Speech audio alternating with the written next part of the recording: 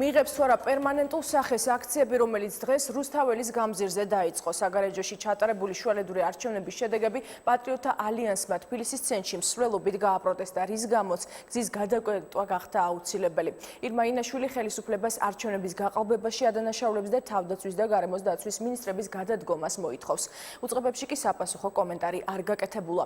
რას ითხოვს და რა გეგმები აქვს ინაშვილის პარტიას, ჩვენი რეპორტაჟი. ნაციონალური მოძრაობა ოპოზიციაში. აღარ არის მერჩაისა დავთავრდა. აი ჩვენ ვართ ახლა და გამოდრობ თუ მაგები არიან.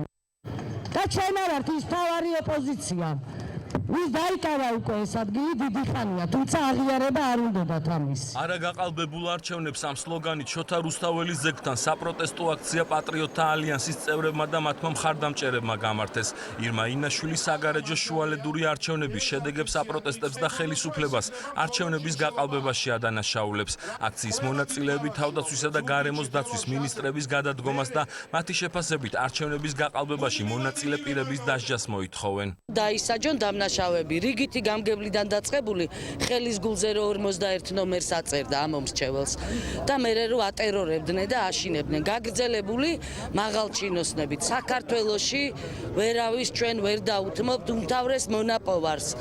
არჩევნების თავისუფლებას. ყველა თანამდებობის პირი, ვინც გაყალბებაში მონაწილეობდა, განთავისუფლდეს და აღიზრა სისხლის სამართლის საქმე. არ ყოფილა 65 წლის განმავლობაში ესეთი ისტორია, რომ 50 უბანზე 27-ში იყოს დარღვევა დაფიქსირებული და აღიარებული. პატრიოტთა ალიანსის წევრების განცხადებით საგარეჯო საარჩევნო ოლქში რამდენიმე უბნის შედეგები გაყალბდა, მათ შორის მუხროვანის სამხედრო ბაზის სპეცუბანზე. ჩვენ ვითხოვთ პირველი მინისტრების გადადგომას, ქალბატონ ხიდაშვილს ეხება ეს და ბატონ აგულაშვილს, იმიტომ რომ არ შეიძლება ასეთი ჩარევა საარჩევნო პროცესში.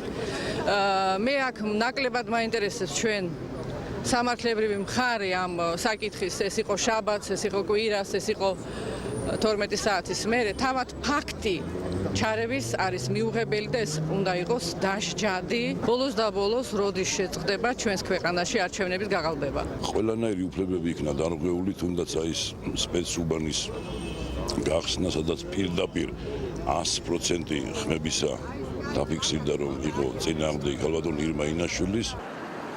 საპროტესტო აქცია რუსთაველის გამზირზე მსვლელობით გაგრძელდა. აქციის მონაწილეთა რაოდენობიდან გამომდინარე, გზის გადაკეტვა გახდა აუცილებელი. პატრიოტთა ალიანსის წევრთა კიდევ ერთ მოთხოვნას საარჩევნო კოდექსში ცვლილებების შეტანა წარმოადგენს, რომლის მიხედვითაც თანამდებობის პირებს საარჩევნო უბნებზე დასწრება უნდა აეგრძალოთ. ამ პროტესტს შემოუერთდება მთელი საქართველო თუ დროზე არ მიიღებენ ზომებს და არ გაწმინდავენ იმ ხელისუფლებას, რომელიც ხალხმა მოიყვანა და ხალხივე წაიყვანს.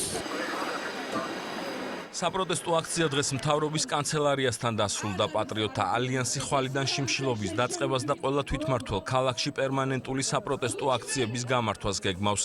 საბოლოოდ როგორი გეგმით იმოქმედებს პარტია, ეს ხვალ საქალაქო სასამართლოს ხდომის შედეგზე იქნება დამოკიდებული. პატრიოტთა ალიანს საგარეჯო საარჩევნო ოლქის რამდენიმე უბნის შედეგი სასამართლოში აქვს გასაჩივრებული.